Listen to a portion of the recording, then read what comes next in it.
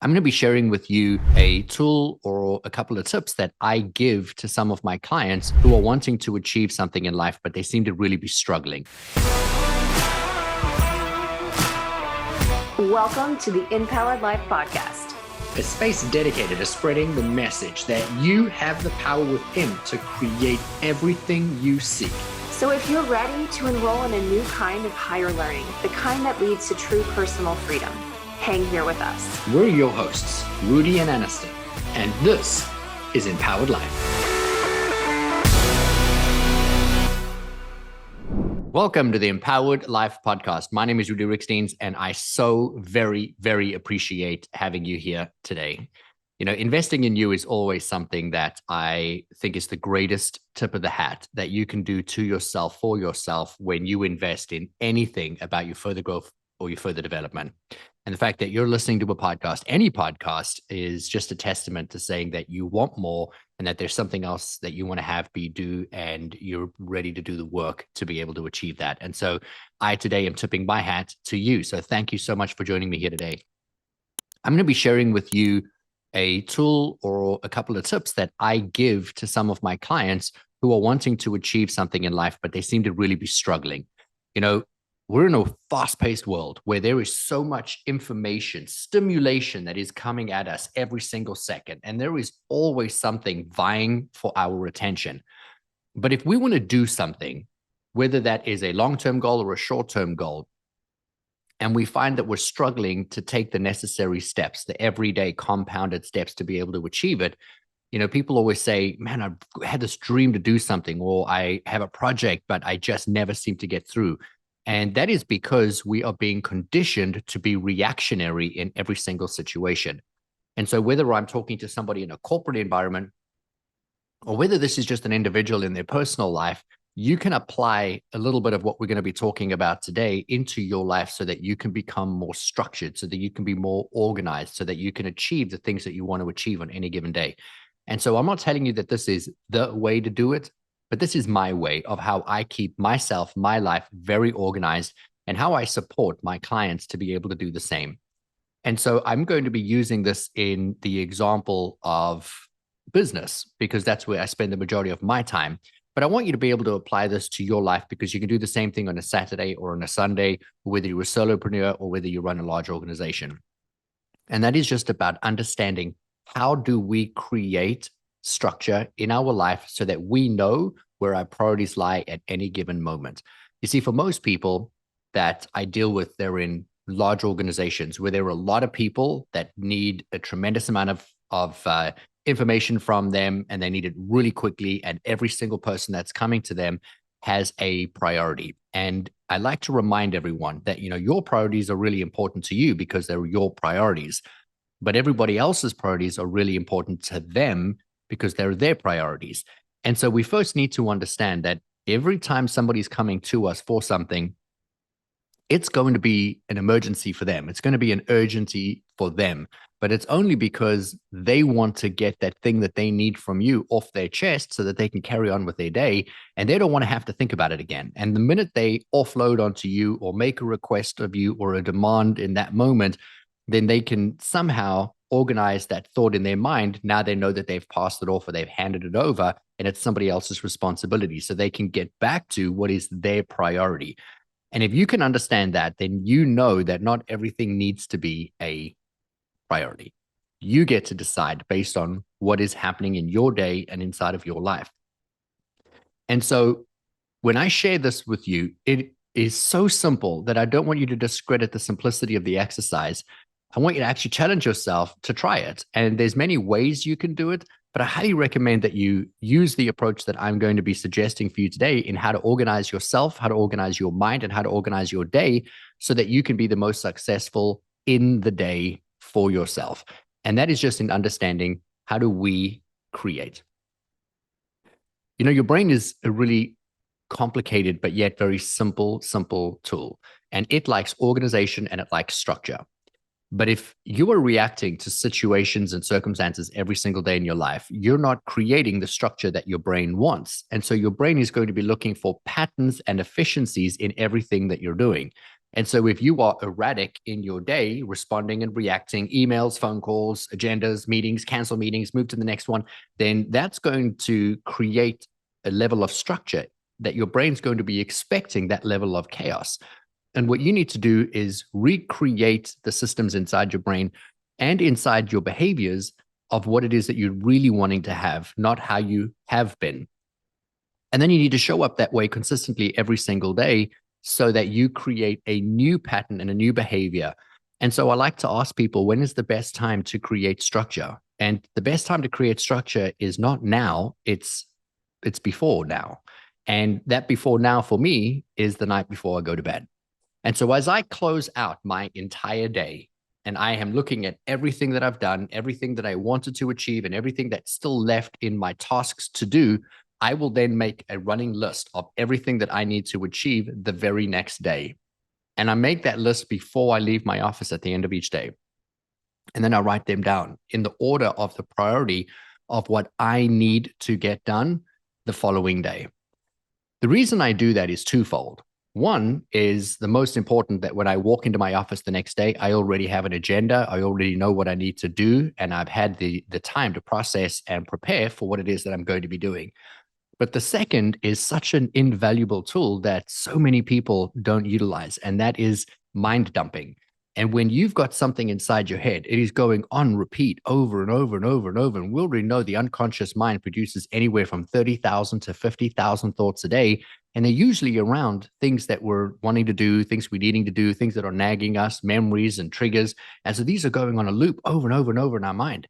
And then when we go to bed at night, our mind is trying to remind us of all the things that we still have to do, or that we haven't done, or things that are important. And a great way to release that is to literally dump that out of your mind. And so if I have a running list of things that I need to do and I haven't been able to get to them yet, and I put it down on paper and then I leave it on my desk so that when I walk in the next morning, it's already there, my mind says, well, we already know it's there. We don't have to continue remembering it. We don't have to continue thinking about it. We don't have to continue reminding. And so the unconscious mind lets that go. And I find that when I do that mind dump exercise, I can relax. And then when I go to bed at night, I can fall asleep faster because I'm not trying to think of all the things that I would be otherwise stressing about or worrying about or needing to take care of, because I have the reminder, this is my priority and this is the organization and this is the structure of how I'm going to be showing up tomorrow. So mind dump at the end of a workday, all of the things that you need to take care of or what's required to be able to do them. If there's anything that can be actioned, then by all means, go ahead and action it. If not, and it's something that you need to be able to do, then just put it on your list. And then the second part of that is to organize or prioritize it in the order of what is most important. And so if there is something that is more time sensitive than another, then I'm going to put that at the top of the list and I'm going to put them down in an order. The next morning when I walk into my office, there's been 12 hours, 14 hours, 18 hours since I was in that office last. And a lot can change in that amount of time. And so this is where I start my mornings off the same way. And I'm going to be introducing you to my best friend, Post-it Notes. I joke that I should have shares in Post-it Notes, the company, because I use so many and I refer Post-it Notes to so many people, because this for me is such an invaluable tool in organizing and structuring my life. Aniston does a very similar exercise where she also mind dumps. She also writes out her list, but hers is done inside of a book. She keeps like a journal-like book where every day she turns to a new page and she writes the structure. The reason I use the Post-it Notes is because twofold. I love the ability of being able to write out what is the list of what I need to do. And I put one item with every actionable step on each Post-it note. And then I stick them down on my desk. Once I have them all on my desk, I organize them in the order of priority at that time. You see, now here's the really powerful key phrase there, at that time. So at 7 in the morning or 8 o'clock in the morning, when I am looking at what I have to do in my workday, here are all my priorities. But what about at 8 o'clock when one of my clients phones me and they're having an emergency? Or at 10 o'clock when all of a sudden my press company calls me and there's something that needs to happen. And all of a sudden the priority that I had has shifted because somebody else has now inserted their priority in what their expectation is from me. I now need to, in a moment, need to be able to look down at everything that I have planned for myself for that day in what I need to achieve. And I can look at what is the additional information that's coming in, what is the new priority, and I can look at it over what it is that I am doing. You see, for most people in most companies that I work with, they are constantly reacting to life, reacting to situations and circumstances. They're in the middle of a project, and then they get an email from their boss. Oh, I need you to pull these numbers, and I need you to do this thing, and I need you to do it by this time. And now they immediately have to knee jerk because they were on a project that also has a deadline that is also important to them. But now their boss says, hey, I need you to do this thing, and I need you to do it by this time. And so they immediately react, and now they get to the boss's project because the boss is more important because it's their boss.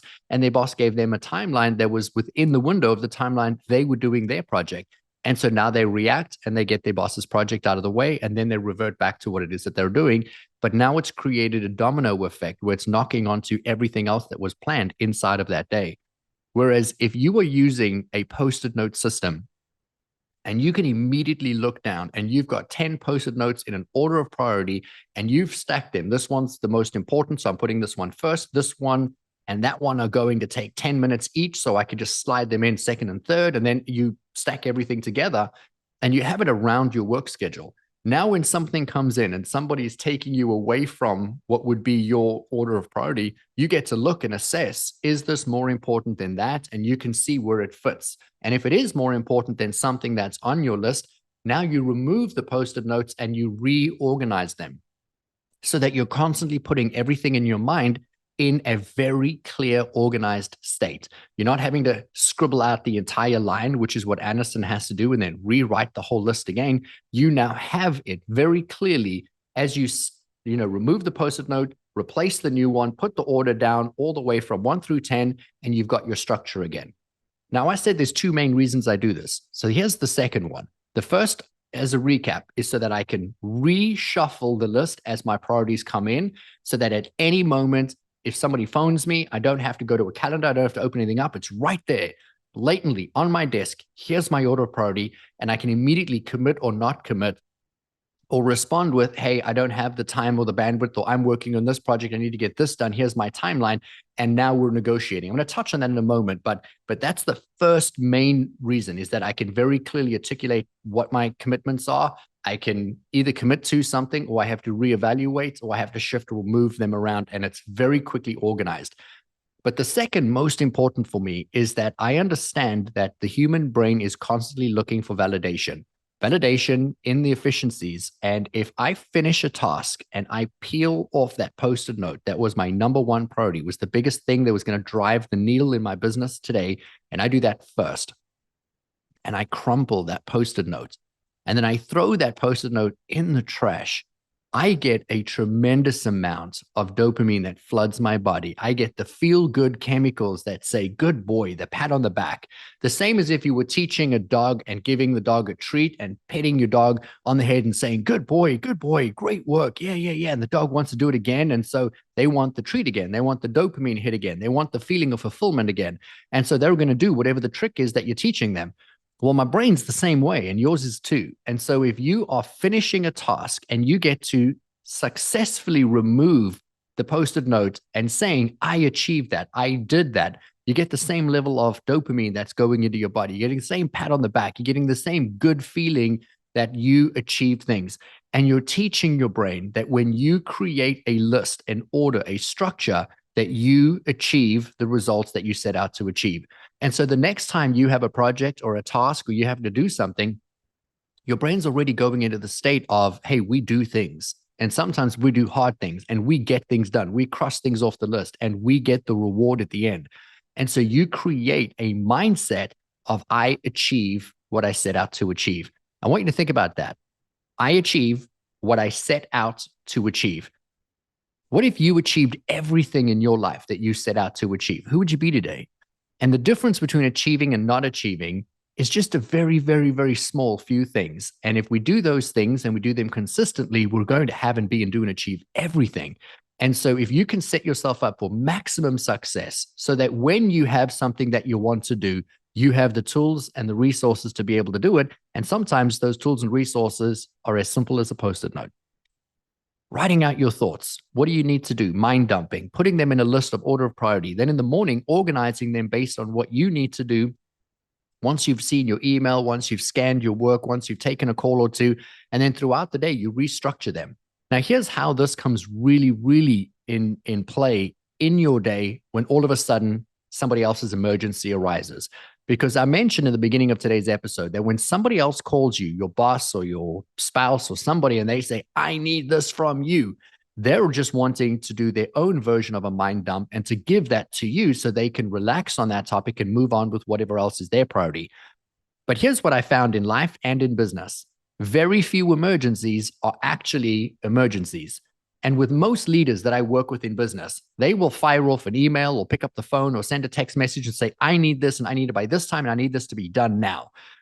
And very rarely do they actually need it by their timeline. You see, they're just inserting a timeline. They're creating the urgency because they want to relax about that thing. You see, their plate is so big. They've got so many responsibilities. And if you think about all of the information that they have to keep organized in their mind, it's easier if they can get people to do it on their timeline. But that timeline is very, very, very expendable. And so what I want you to think about is this. If you've got a list of all of your Post-it notes of all the things that you need to do, and you're in the middle of a project, and that project for you has a timeline and a deadline, and that deadline is a very fixed deadline. Let's say you've got 1 hour to do something. And then your boss fires off an email or a phone call and says, I need this and I need it within an hour, and it's going to take you an hour to put that together. And now you don't have time to finish the project that you've got.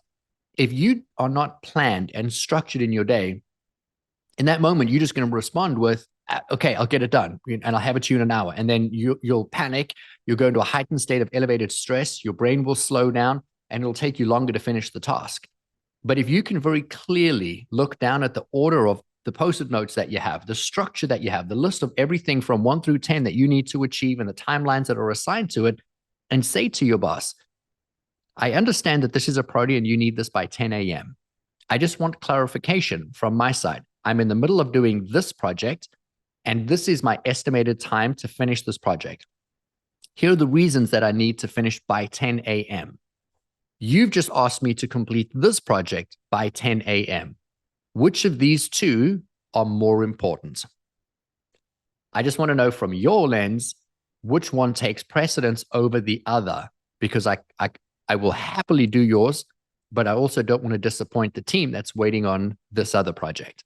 And so in that moment, in being able to communicate to your boss, here are the two things that I have in the timelines that I have to be able to do them, they can make the decision. And at the end of the day, the buck stops with them.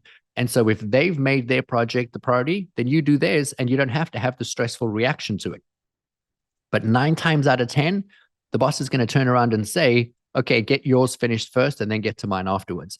Because their project might not be due for another 5 hours, might not be due for another week, but they are just assigning a timeline because in their mind, they're wanting to get rid of that request. They're wanting it to come back as soon as possible so they can mentally check it off their list so they don't have to worry about it. And that is an expendable, movable, malleable timeline. And so we need to be able to learn how to not only organize our thoughts, organize our minds, but also clearly communicate what are the expectations of what it is that we're doing. And if you are not keeping a running list of all the things that you need to do, then how are you going to be able to communicate, here's what my position is, and you're going to go into a state of stress. And the only reason people go into a state of stress is because in that moment, they're panicking. They feel like there's not enough hours. They've got way too much on their plate and they are spread too thin. But if you put things down on a piece of paper and you put them down with all the steps that are required and you actually look at them, then you could very easily realize, wow, you know what, this isn't so overwhelming. It only feels overwhelming in your mind when your brain's pinging, I've got that project, oh, I've got to do this thing, I've got to touch those 10 points, I've got to send that email, I've got to make that phone call. And just those 4 or 5 things that I mentioned already creates that feeling of overwhelm. But when you put it down on the Post-it notes and you organize them in a really clean file, then all of a sudden you see the structure, you see the calm, and then you realize, wow, I could probably get all of this done in 2 hours. And here I was freaking out. I wouldn't have enough time in my day. And I'm going to tell you that tool, that simplistic tool has helped me and thousands of people to be able to organize and structure their days. I have worked with some people that have been at burnout level where they are like, I'm ready to quit. I'm just so stressed. I have so much going on. I don't know how to keep it straight. My company expects far too much from me. And within a week of using the system, they turn around and say, wow, I have so much time. I didn't realize how more efficient I could be. And that is the time it takes for you to action something. And then the in-between stage is where we really expel the most amount of time. And that is when we know we have to do something, but in our mind, we're pinging around with all the things we need to do. And we move a paper from here to there, or we go and get a cup of coffee, and, we clean our desktops, and then we sit down and we go back and check our email, and we delete our junk folders. And that is because we're in overwhelm in that moment, and we're not able to zero in and focus in on what it is that we're needing to be able to do. So there's two more things I want to touch on as I close out this episode. And that is that if you've got something that you need to do in your day, I recommend that you do the most important task that you have very first in the day. When you get into your office, if you've got a needle moving project, something that's going to make you the most money in your business, it's going to drive you the most growth, you do that first. You do it in the very beginning of the day when your brain is fresh, when your brain is firing on all cylinders, before you've been caught up in the overwhelm of what could be your day or what could be your life or the changes that could come. You need to be able to get it done. Brendan Burchard, he says, get it done by 1. Anything that you need to do, make sure you get it done by 1 p.m. My advice is very beginning of the day. Schedule the first hour of your day. No calls. It needs to be focused time. And when you get in, you can organize your mind, you can organize your day, and then do that one needle moving project first. It needs to be the biggest priority. If you every day tackled the biggest needle moving project in your life or in your business, just think about the compounded effects of where you would be in your life.